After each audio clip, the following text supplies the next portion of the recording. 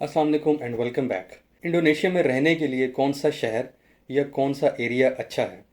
आज की वीडियो में I will try my best to help you out in this because मेरी भी किसी ने हेल्प की थी इस चीज़ में। हम जकार्ता को रखते हैं सेंटर में और उसकी चारों तरफ हम जितने भी एरियाज़ हैं या सिटीज़ हैं उनको एक्सप्लोर करेंगे। आज स्टार्ट करते हैं जकार्ता से। Jakarta itself is a very big city and it's divided into 5 parts: central Jakarta, north, south, east and west Jakarta. इस सारे सर्कल के बाहर फिर कुछ और एरियाज भी हैं। Most people prefer to live outside of Jakarta because of few reasons के एक्सपेंसिव है, ओवर क्राउडेड है, ट्रैफिक जैम्स बहुत हैं यहाँ पे। इवन अगर आप ट्रेन्स भी यूज़ कर रहे हैं तो ट्रेन्स में इतना रश है वहाँ पे कि आप प्लेटफॉर्म पे पहुँचे हैं, एक ट्रेन आई है, उसमें इतना रश है कि आप उसमें एंटर ही नहीं हो सके।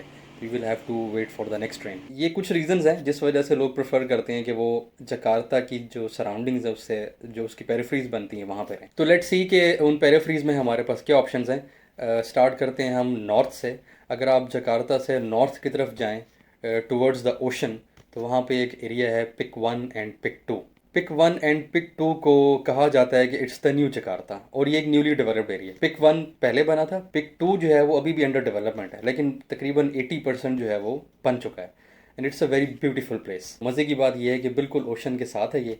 अगर आप वहाँ पे रहते हैं तो आपको सी व्यू के पास रहने का एक एक्सपीरियंस भी मिल जाएगा। अच्छा, पिक 1 और पिक 2 में ज़्यादातर जो पॉपुलेशन है वो चाइनीज़ की है और ये एरिया बेसिकली डेवलप ही चाइनीज़ ने किया है। वहाँ पे आपको रहने के लिए अपार्टमेंट्स भी मिल सकते हैं, हाई राइज बिल्डिंग्स भी हैं वहाँ पे, और उसके अलावा वहाँ पे क्लस्टर हाउसेस भी आपको मिल जाते हैं। क्लस्टर हाउसेस जो हैं वो सिंगल स्टोरी भी हैं और डबल स्टोरी भी हैं। जगह जो है वो काफ़ी खूबसूरत है, काफ़ी डेवलप्ड है, मार्केट प्लेसेस अच्छी हैं, वहाँ पे मॉल्स अच्छे हैं, फूड की बहुत अच्छी शॉप्स हैं, मार्केट्स हैं, पूरी पूरी फूड वैलीज हैं वहाँ पे ना। लेकिन एक चीज़ है, वैसे तो पूरे इंडोनेशिया में कहीं से भी अगर आप फूड खाते हो तो इट्स हलाल।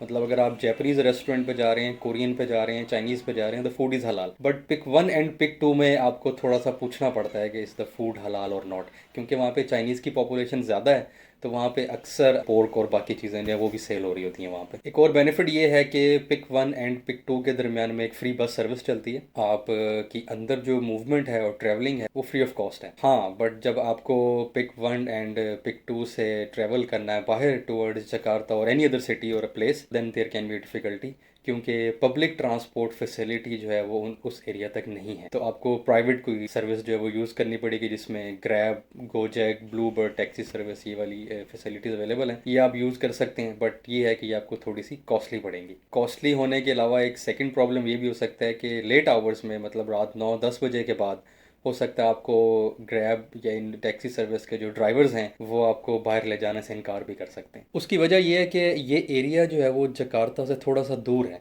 मतलब मैं आपको थोड़ा सा इस तरह बताता हूँ कि अगर आपने ट्रेन यूज़ करके जाना है तो आप जकार्ता में जहाँ भी हैं वहाँ से आप ट्रेन पकड़ेंगे टुवर्ड्स टंगारंग की। टंगारंग स्टेशन से पहले एक स्टेशन आता है बातू चीपर, या टंगारंग या बातू चीपर, दोनों स्टेशन में से किसी भी आप उतर के वहाँ से आप ग्रैब सर्विस लेंगे और वो आपको तकरीबन 50 या 55 मिनट्स में पिक 1 और पिक 2 लेके जाएगी। तो इसलिए ड्राइवर्स जो है ना वो अवॉइड करते हैं, क्योंकि ट्रैवलिंग बहुत ज़्यादा है तो फिर वापस उनको अकेले या खाली जिस तरह भी है वो आना पड़ता है। उसके अलावा the place is very good. Now let's travel to the south. अगर हम जकार्ता सेंट्रल से ट्रैवल करें टुवर्ड्स द साउथ तो रास्ते में आपको कुछ शहर मिलते हैं जिनमें दीपुक और चिबोबुर और इस तरह के एरियाज़ हैं, और एंड पे हम पहुंचते हैं जाके बोगर।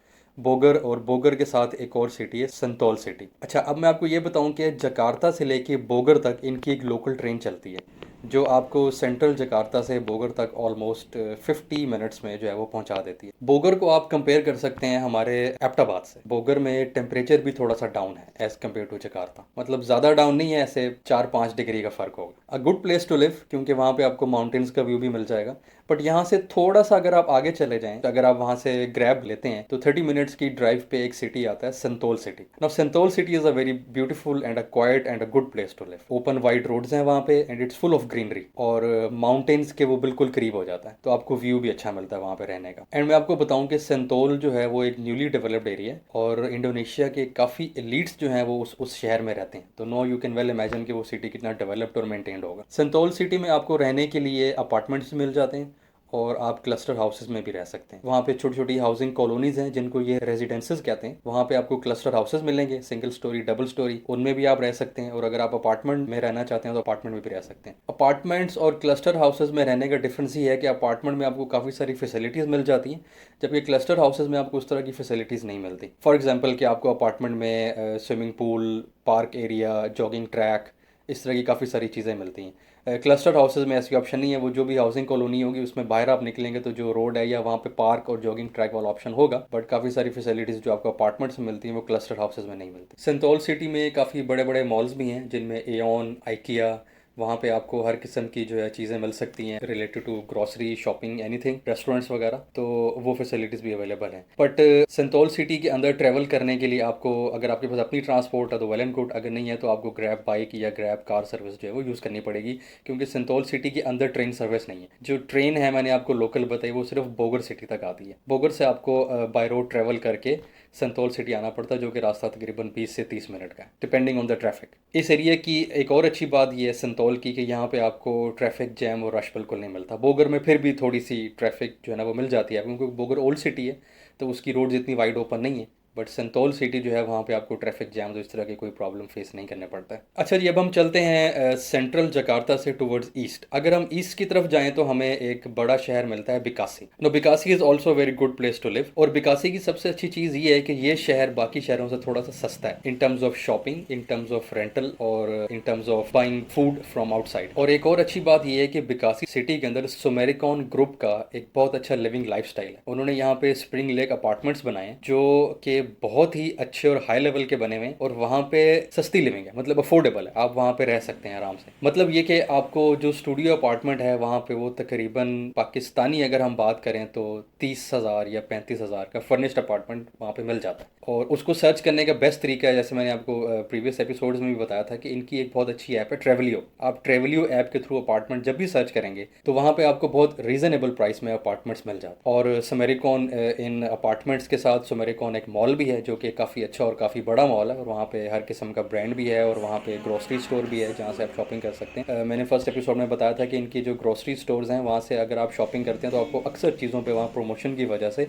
डिस्काउंट भी मिल जाता है। तो सुमेरिकॉन मॉल के अंदर जो ग्रोसरी स्टोर है उसका नाम है हैप्पी हार्वेस्ट, और वहाँ पे अक्सर जो है चीज़ों पे प्रमोशंस लगी होती हैं, तो ग्रोसरी भी आप वहाँ से इजीली कर सकते हैं। और बिकासी में एक और मज़ेदार बात यह है कि अगर आपने फ्रेश वेजिटेबल्स एंड फ्रूट्स लेने हैं तो अगर आप बिकासी में थोड़ा सा इन जगहों से साइड पर ट्रैवल करेंगे तो आपको ओपन शॉप्स और ओपन मार्केट्स मिल जाएंगी जहाँ पे फ्रेश वेजिटेबल सेल हो रही होती हैं, और उनकी prices as compare to mall वैसे काफ़ी कम होती हैं। तो वो ऑप्शन भी आपके पास अवेलेबल है यहाँ बिकासी में। तो ओवरऑल बिकासी में लिविंग अच्छी भी है और रीजनेबल प्राइस में भी है। Okay, now let's move to the west. अगर हम जकार्ता सेंट्रल से वेस्ट की तरफ मूव करें तो एक शहर आता है टंगारंग। इसके साथ दो और एरियाज भी हैं, एक है साउथ टंगारंग और सेकेंडली सरपोंग। जकार्ता से टंगारंग तक ट्रेन एक्सेस भी है। अच्छा, मैं आपको बताना भूल गया, जकार्ता से बिकासी तक भी ट्रेन एक्सेस है। ये जितने सिटीज मैं आपको बता रहा हूँ सिवाय पिक 1 एंड पिक 2 के, बाकी हर जगहों पे ट्रेन एक्सेस है। इनकी लोकल ट्रेन जो है वो वहाँ तक जाती है। अच्छा, बैक टू टंगारंग। टंगारंग तक ट्रेन एक्सेस है आपकी, बट बीएसडी सिटी एंड सरपोंग जाने के लिए आपको प्राइवेट ग्रैब या गोजक सर्विस जो है वो यूज़ करनी पड़ेगी, क्योंकि वहाँ पे ट्रेन नहीं जाती। अगर आप ग्रैब और गोजक वगैरह सर्विस यूज़ नहीं करना चाहते तो एक और यहाँ पे लोकल वैन चलती है जिसको जैसे हमारे मुल्क में हाईएस्ट चलती हैं, रूट चलते हैं, उसको यहाँ पे कहते हैं अनकट। उसमें बैठ के भी आप ट्रैवल कर सकते हैं। उसके फेयर भी जो है थोड़े से कम होते हैं as compare to Grab bikes and Grab cars.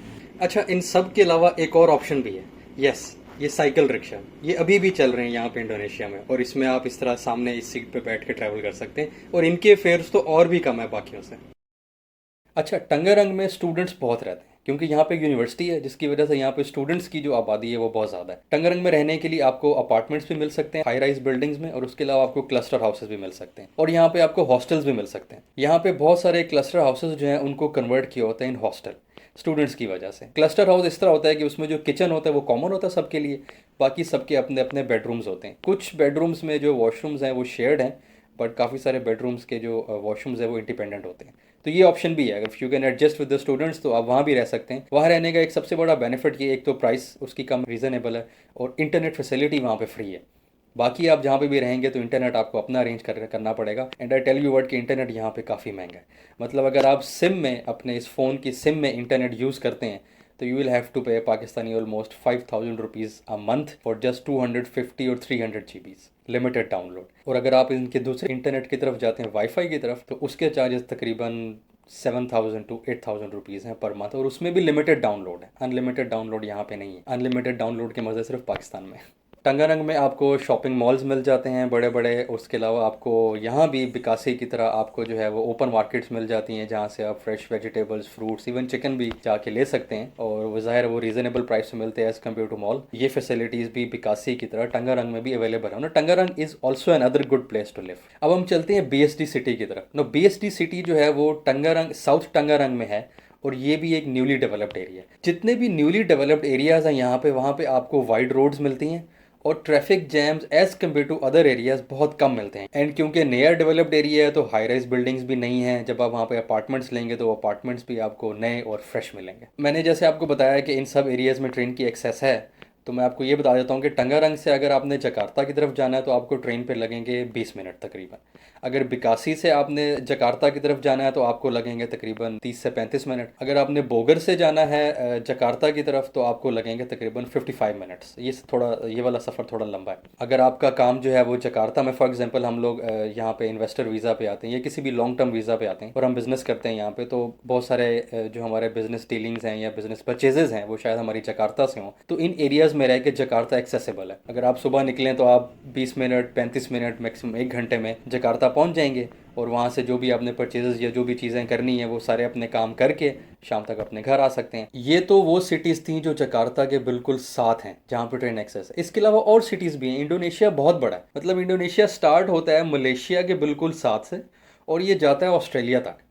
Indonesia में 17,000 आइलैंड्स हैं, और ये जो जकार्ता है ये तो इनका मेन आइलैंड है क्योंकि जकार्ता इनका कैपिटल है। तो और सिटीज़ में जैसे मैं बात कर रहा था, आप बंडुंग बहुत अच्छा शहर है इनका। जुगजा एक और बड़ा अच्छा शहर है, वहाँ पे अक्सर फॉरेनर्स भी रहते हैं, स्टूडेंट्स भी रहते हैं, वहाँ पे यूनिवर्सिटी है। उसके अलावा सुराबाया एक बहुत अच्छी जगह है रहने के लिए। मदैन एक एरिया है, वो भी अच्छा है। बाली इटसेल्फ टूरिस्ट अट्रैक्टिव प्लेस है वो, तो वहाँ पे भी रह सकते हैं। हमारे काफ़ी सारे पाकिस्तानीज जो हैं, जैसे जो इन्वेस्टर वीज़ा पे आते हैं, वो लोग बाली में रहते हैं। ये शहर भी हैं, आप जहाँ चाहें आप रह सकते हैं क्योंकि कैपिटल जकार्ता। इस वजह से मैंने आपको इन सिटीज़ का बताया कि अगर आपने जकार्ता में बिजनेस करना है तो आप जकार्ता के नज़दीक किन एरियाज़ में रह सकते। अब एक और इम्पॉर्टेंट चीज़ आती है अपार्टमेंट हंटिंग। मतलब ये एरियाज़, इन एरियाज़ में आप अब किन अपार्टमेंट्स में रह सकते हैं। मैं जब यहाँ पे आया था तो मैंने बहुत सारे अपार्टमेंट्स यहाँ पे विजिट किए थे और उनके मैंने वीडियोस भी बनाई थी जो कि मैं आपके साथ शेयर भी करूँगा। तो आज की वीडियो काफ़ी लंबी हो गई है। नेक्स्ट एपिसोड में मैं आपके साथ शेयर करूँगा कि यहाँ पे कौन कौन से अपार्टमेंट्स अच्छे हैं, उनकी आपको वीडियोज़ भी दिखाऊँगा और वहाँ पे आपको कितने के मिलेंगे, प्राइस रेंज क्या है। So stay tune for the next episode and thank you so much.